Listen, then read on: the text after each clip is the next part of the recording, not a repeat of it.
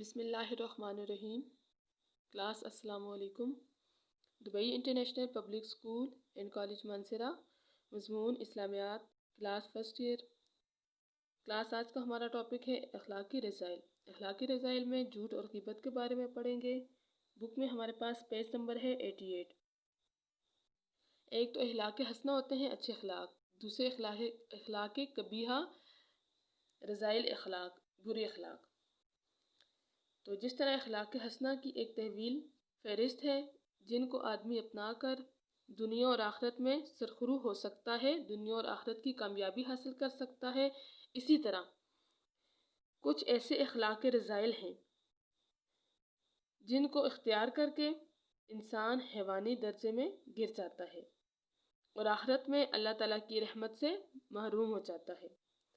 مسلمانوں کو یہ تعلیم دی گئی ہے کہ اخلاق حسنہ کو اپنائیں اور اخلاق رذیلہ سے بچیں، برے اخلاق سے بچیں اور اچھے اخلاق کو اپنا لیں۔ اخلاق رذیلہ مندرجہ ذیل ہیں۔ پہلا ہمارے پاس ہے جھوٹ۔ اب جھوٹ ہے کیا؟ جھوٹ نہ صرف یہ کہ بجائے خود ایک برائی ہے، بلکہ یہ بہت سی اخلاقی برائیوں کا سبب بنتا ہے۔ ایک جھوٹ کو چھپانے کے لیے ہزار جھوٹ بولنے پڑتے ہیں، تو یہ ہزار برائیوں کا سبب بنتا ہے، کیونکہ جھوٹ کے تو کوئی پاؤں نہیں ہوتے۔ تو انسان اگر ایک جھوٹ بولتا ہے تو اس جھوٹ کو چھپانے کے لیے اس کو 100 جھوٹ اور بولنے پڑتے ہیں۔ تو اللہ تعالیٰ قرآن پاک میں سورۃ آل عمران میں ارشاد فرماتے ہیں، لعنت اللہ علی الکاذبین، لعنت ہے اللہ تعالیٰ کی جھوٹوں پر۔ تو اللہ تعالیٰ قرآن پاک میں جھوٹوں پر لعنت فرماتے ہیں، کیونکہ جھوٹ میں بے چینی ہے اور سچائی میں اطمینان اور سکون ہے۔ جھوٹ جو ہے وہ دل میں کھٹکتا ہے کہ کہیں میری بات پکڑی نہ جائے۔ صحیح بخاری کی حدیث میں ہے کہ صحابہ کرام رضی اللہ تعالیٰ عنہما سے نبی پاک علیہ السلام نے فرمایا، میں تمہیں بڑے بڑے گناہوں کی خبر نہ دوں؟ تو صحابہ کرام نے عرض کیا، یا رسول اللہ، آپ ارشاد فرمائیں۔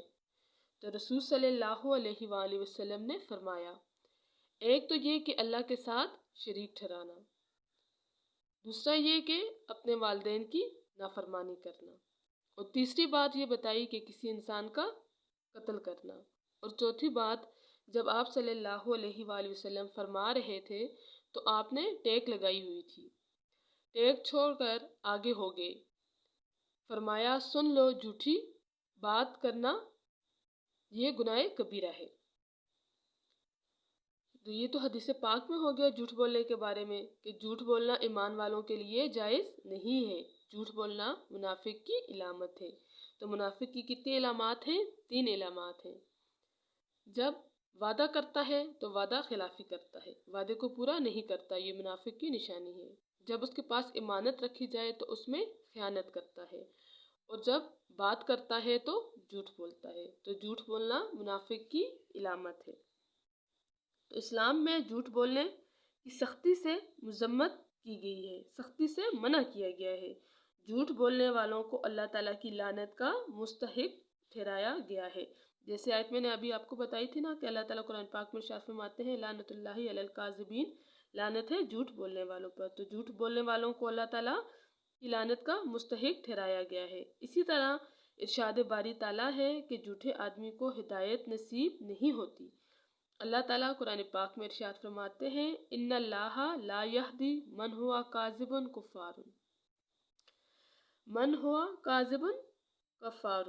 ترجمہ ہے کہ البتہ اللہ راہ نہیں دیتا، اللہ تعالیٰ ہدایت کا راستہ نہیں دکھاتا اس کو جو جھوٹا حق نہ ماننے والا ہو۔ جھوٹے کو اللہ تعالیٰ سیدھے راستے کی ہدایت نہیں دیتا۔ اسی لیے یہ تو قرآن پاک کی روشنی میں ہو گیا، اب حدیث پاک کی روشنی میں دیکھتے ہیں کہ اسی لیے رسول صلی اللہ علیہ وآلہ وسلم نے فرمایا کہ مومن کی فطرت میں ہر خصلت ہو سکتی ہے، ہر خصوصیت پائی جاتی ہے، مگر خیانت اور جھوٹ کی خصلت مومن میں ہرگز ممکن نہیں، کیونکہ خیانت کس میں پائی جاتی ہے؟ جب امانت رکھی جائے تو وہ خیانت کرتا ہے منافق میں، اور منافق جب بات کرتا ہے تو جھوٹ بولتا ہے۔ یہ دو عادتیں جو ہیں وہ مومن میں نہیں پائی جاتی، کس میں پائی جاتی ہیں؟ منافق میں۔ تو آپ صلی اللہ علیہ وآلہ وسلم نے فرمایا کہ بندہ جھوٹ بولتا رہتا ہے یہاں تک کہ وہ اللہ تعالیٰ کے ہاں جھوٹا لکھا جاتا ہے۔ یہ جھوٹ جہنم کی طرف لے جانے والا ہے اور سچ جنت کی طرف لے جاتا ہے۔ حدیث پاک میں ہے کہ جب کوئی شخص جھوٹ بولتا ہے تو فرشتہ اس کے پاس سے 1 میل دور چلا جاتا ہے۔ حدیث پاک میں آتا ہے کہ جب کوئی شخص جھوٹ بولتا ہے تو اس کے منہ سے ایک خاص بدبو نکلتی ہے اور اس بدبو کو ہم نہیں سونگھ سکتے، فرشتے سونگھتے ہیں۔ وہ جو اس کے منہ سے بدبو نکلتی ہے اس کو فرشتے سونگھ پاتے ہیں۔ تو جھوٹے کی گواہی بھی حرام ہے اور جہنم میں لے جانے والا عمل ہے۔ قرآن پاک میں اللہ تعالیٰ ارشاد فرماتے ہیں، آیت مبارکہ ہے والذین لا یشہدون زور واذا مروا باللغو مروا کراما۔ ترجمہ ہے، اور جو جھوٹی گواہی نہیں دیتے جب بیہودہ پر گزرتے ہیں، جب فضول لغو پر گزرتے ہیں تو اپنی عزت سنبھالے گزر جاتے ہیں۔ تو صحیح بخاری کی ایک حدیث ہے کہ نبی کریم صلی اللہ علیہ وآلہ وسلم نے بڑے بڑے گناہوں کا تذکرہ کرتے ہوئے، ذکر فرماتے ہوئے ارشاد فرمایا، جھوٹی گواہی بھی گناہ کبیرہ اور جہنم میں لے جانے والا جرم ہے۔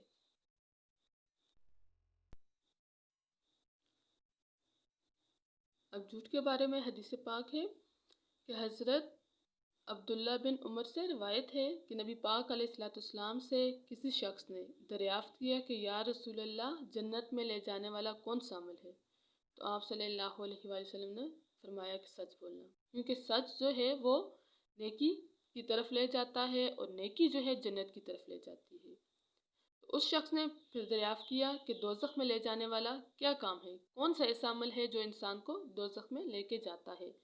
تو آپ صلی اللہ علیہ وآلہ وسلم نے فرمایا کہ جھوٹ بولنا، کیونکہ جس وقت انسان جھوٹ بولتا ہے تو وہ جھوٹ انسان کو گناہ کی طرف لے کر جاتا ہے اور گناہ جو ہے اس کو جہنم کی طرف لے کر جاتا ہے۔ لہٰذا بہت سے ناپسندیدہ جو اعمال ہیں ان میں جھوٹ جو ہے وہ بھی گناہ کبیرہ ہے۔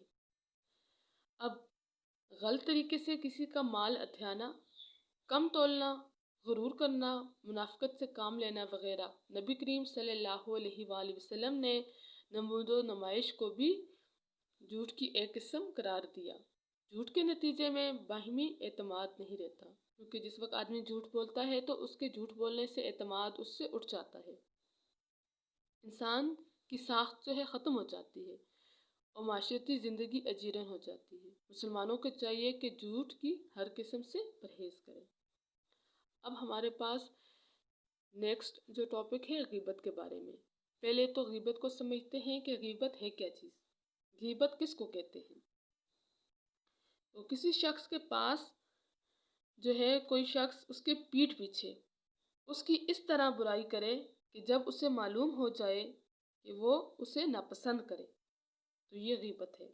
مثلاً اگر کسی شخص میں کوئی عیب ہے تو ہم دوسروں کو جا کر بتائیں کہ فلاں شخص میں یہ عیب ہے تو یہ غیبت ہے، کیونکہ جب اس شخص کو پتہ چلے گا کہ اس نے میرے یہ عیب بتائے ہیں تو اس پر ناگوار گزرے گی، تو یہ غیبت ہے۔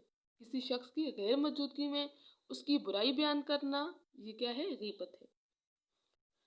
حدیث پاک میں ہے کہ نبی کریم صلی اللہ علیہ وآلہ وسلم نے فرمایا، میں نے ایک عورت کو دیکھا ہے اور اس عورت کا چہرہ خنزیر کا تھا اور باقی جسم گدھے کا تھا۔ تو آپ صلی اللہ علیہ وآلہ وسلم فرما رہے ہیں کہ چہرہ خنزیر کا اور باقی جسم گدھے کا۔ تو صحابہ کرام نے پوچھا کہ کس وجہ سے تھا، کہ اس کا یہ جسم کس وجہ سے تھا؟ تو آپ صلی اللہ علیہ وآلہ وسلم نے فرمایا کہ اس کے اندر غیبت کی عادت پائی جاتی تھی، اس عورت کے اندر غیبت کی عادت پائی جاتی تھی، اور وہ عورت دو رخی تھی، دو رنگی تھی۔ اس کے دو رخ تھے، یعنی اوپر سے بات وہ کچھ اور کہتی تھی اور اندر سے کچھ اور۔ اس لیے سنی سنائی باتوں پر یقین نہیں کرنا چاہیے، اور اللہ پاک ہم سب کی حفاظت فرمائے۔ اخلاقی برائیوں میں غیبت جس قدر بری بیماری ہے، بدقسمتی سے ہمارے معاشرے میں اسی قدر عام ہے، بہت زیادہ پائی جاتی ہے غیبت نا، کہ ہر عورت جو ہے وہ کسی نہ کسی کی غیبت کرتی رہتی ہے۔ جہاں بھی دو تین عورتیں ہوں تو وہ کسی نہ کسی کی غیبت میں لگی رہتی ہے۔ تو بہت کم لوگ ہوں گے جو اس بیماری سے محفوظ ہوں گے، جن میں یہ بیماری غیبت والی بیماری نہیں پائی جاتی۔ اللہ تعالیٰ مسلمانوں کو اس گناہ سے بچنے کی تلقین کرتے ہوئے فرماتے ہیں وَلَا يَغْتَبْ بَعْضُكُمْ بَعْضًا أَيُحِبُّ أَحَدُكُمْ أَنْ يَأْكُلَ لَحْمَ أَخِيهِ مَيْتًا فَكَرِهْتُمُوهُ۔ ترجمہ ہے، اور برا نہ کہ بیٹھو پیٹھ پیچھے ایک دوسرے کو بھلا خوش لگتا ہے کہ تم میں سے کسی کو کہ کھائے گوشت اپنے بھائی کا جو مردہ ہو، تو گن آتی ہے تم کو اس سے۔ اب اس آیت مبارکہ کا مفہوم سمجھتے ہیں کہ تم میں سے کوئی ایک دوسرے کی غیبت نہ کرے۔ کیا پسند کرتا ہے کہ تم میں سے کوئی ایک کہ وہ اپنے مردہ بھائی کا گوشت کھائے اور تم اس کو ناپسند کرو گے؟ اپنے مردہ بھائی کے گوشت کھانے کو کوئی پسند کرتا ہے؟ کوئی بھی پسند نہیں کرتا، ہر کوئی اس کو ناپسند کرتا ہے۔ یہ تو آیت مبارکہ ہوگی۔ اب حدیث میں دیکھتے ہیں کہ ایک موقع پر چند لوگوں کو دیکھ کر نبی پاک علیہ السلام نے ارشاد فرمایا اپنے دانتوں میں حلال کرو۔ انہوں نے کہا کہ ہم نے آج گوشت چکھا بھی نہیں ہے، تو حضور صلی اللہ علیہ وآلہ وسلم نے فرمایا فلاں شخص کا گوشت تمہارے دانتوں میں لگ رہا ہے، معلوم ہوا کہ تم نے ان کی غیبت کی تھی۔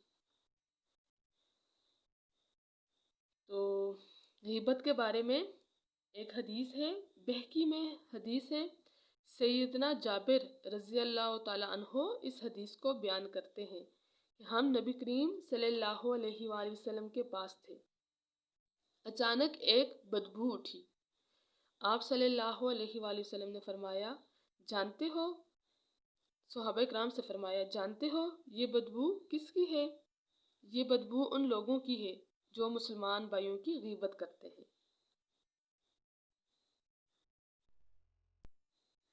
غیبت جو ہے ایک بہت بڑا گناہ ہے، کیونکہ غیبت کے بارے میں حدیث پاک ہے کہ ایک مرتبہ نبی کریم صلی اللہ علیہ وآلہ وسلم سے پوچھا گیا کہ غیبت کیا ہے، تو آپ صلی اللہ علیہ وآلہ وسلم نے فرمایا کہ اپنے بھائی کا اس کی غیر موجودگی میں اس طرح ذکر کرنا جو اسے پسند نہ ہو، تو یہ غیبت ہے۔ اگر جو بات میں کہہ رہا ہوں اگر میرے بھائی میں ہے تو یہ غیبت ہے، تو فرمایا وہ غیبت ہے۔ اگر جو بات میں کہہ رہا ہوں وہ اس میں نہیں ہے تو یہ غیبت نہیں، کیا ہے؟ بہتان ہے، تہمت ہے۔ تو غیبت کرنے سے جس شخص کی غیبت کی جاتی ہے تو وہ تو اپنے دفاع میں کوئی بات نہیں کر سکتا، تو اس طرح آپس میں نفرت پیدا ہوتی ہے، دشمنیاں پیدا ہوتی ہیں۔ اس طرح غیبت کرنے سے بچا جائے، کیونکہ معاشرے کا سکون تباہ و برباد ہوتا ہے۔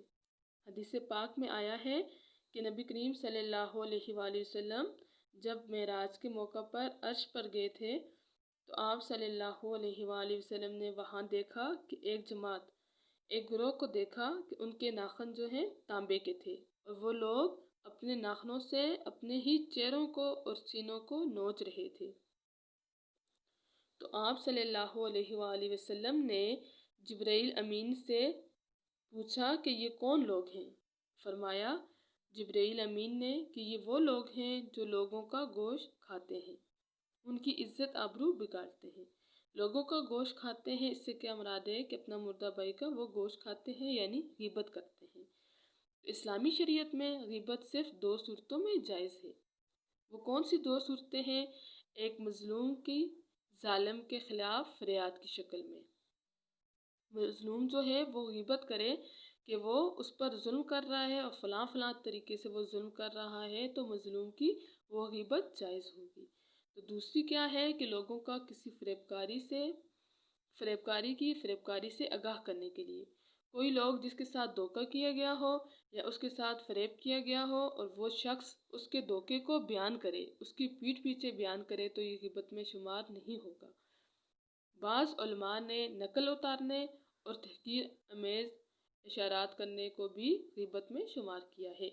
ہم کسی کی نقل اتارتے ہیں کہ فلاں شخص ایسے باتیں کرتا ہے، ایسے بیٹھتا ہے، ایسے چلتا ہے، اس طریقے سے کھاتا ہے، ہم اس کی نقل اتار رہے ہوتے ہیں تو اس سے بھی منع کیا گیا ہے، اس کو بھی غیبت میں شمار کیا گیا ہے۔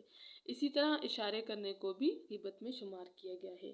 تو یہاں پہ ایک بات آپ کو بتاتی چلی ہوں کہ ایک مرتبہ نبی پاک علیہ السلام کے پاس ایک عورت آئی، غالباً حضرت صفیہ رضی اللہ تعالیٰ عنہا آئی تھی۔ ان کا قد بہت چھوٹا تھا۔ حضرت صفیہ جب ان کا کام پورا ہو چکا تو وہ آپ صلی اللہ علیہ وآلہ وسلم کے ہاتھ سے چلی گئی، تو حضرت عائشہ رضی اللہ تعالیٰ عنہا نے اشارے سے یوں کہا، ہاتھ سے اشارہ کیا کہ کتنے چھوٹے قد والی خاتون ہے، لفظ نہیں بولے، زبان سے کچھ نہیں کہا، صرف ہاتھ سے اشارہ کیا۔ تو آپ صلی اللہ علیہ وآلہ وسلم نے فرمایا، اے عائشہ، تو نے کتنا بڑا گناہ کیا ہے، اگر اس کو سمندر میں ڈال دیا جائے تو سمندر کا رنگ تبدیل کر دے گا۔ غیبت بہت بڑا گناہ ہے، تو اللہ تعالیٰ ہم سب کو غیبت کرنے سے محفوظ رکھے۔ اب غیبت اور اتہام کا فرق، تہمت میں فرق۔ غیبت میں اور تہمت میں کیا فرق ہے؟ غیبت اور اتہام میں فرق رکھنا ضروری ہے۔ غیبت یہ ہے کہ اس کی غیر موجودگی میں اس کے پیٹھ پیچھے کسی شخص کی ایسی بات کرنا، ایسی برائی بیان کرنا، اس کا ایسا عیب بیان کرنا جب اس کو معلوم ہو تو اس کو برا لگے، یہ غیبت ہے۔ جبکہ وہ عیب اس شخص میں موجود ہو لیکن اس کے پیٹھ پیچھے کہی جائے، اس کی غیر موجودگی میں بات کہی جائے تو یہ غیبت ہے۔ اور ایسی بات کہنا جو اس شخص میں موجود نہ ہو تو وہ اتہام ہے، وہ تہمت ہے۔ یہ غیبت اور اتہام میں فرق ہو گیا۔ تو کلاس آج 2 ٹاپک جو پڑھے تھے یہ آپ کا ہوم ورک ہے، اسی کو آپ نے یاد کرنا ہے۔ اللہ حافظ۔